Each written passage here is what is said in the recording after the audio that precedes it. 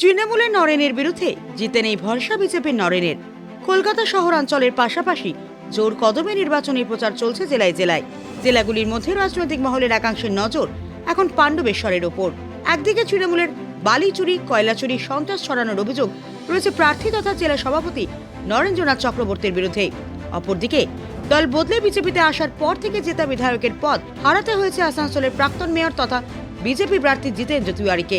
সাম্প্রতিককালে নরেনের দাদাগিরির বিরুদ্ধে গর্জে উঠে ফেসবুক লাইভে এসে শিল্পাঞ্চলের মানুষকে সতর্ক করেছেন জিতেন্দ্র তিওয়ারি। চেনা মাটিতে দুই যুযুধান প্রতিপক্ষ তৃণমূলের নরেন্দ্রনাথ চক্রবর্তী ও বিজেপির জিতেন্দ্র তিওয়ারি।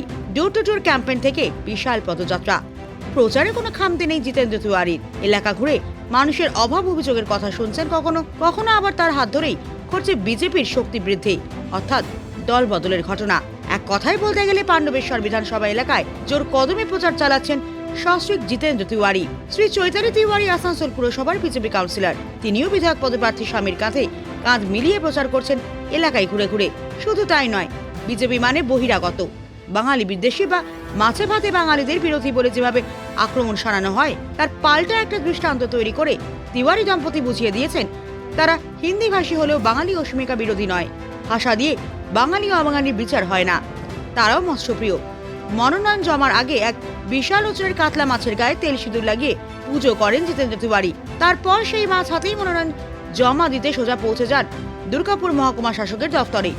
এ বিষয়ে জিতেন্দ্র তিওয়ারির সাফ কথা, হিন্দু শাস্ত্র মতে মাছ অত্যন্ত শুভ, বাংলা সংস্কৃতিকে সম্মান জানাতেই তার এই উদ্যোগ।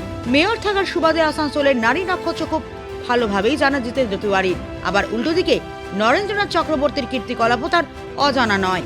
এখন দেখার হারানো কেন্দ্র আবার তিনি ফিরে পান কিনা, বিজেপি পাণ্ডবেশ্বরে পরিবর্তন আনতে পারে কিনা।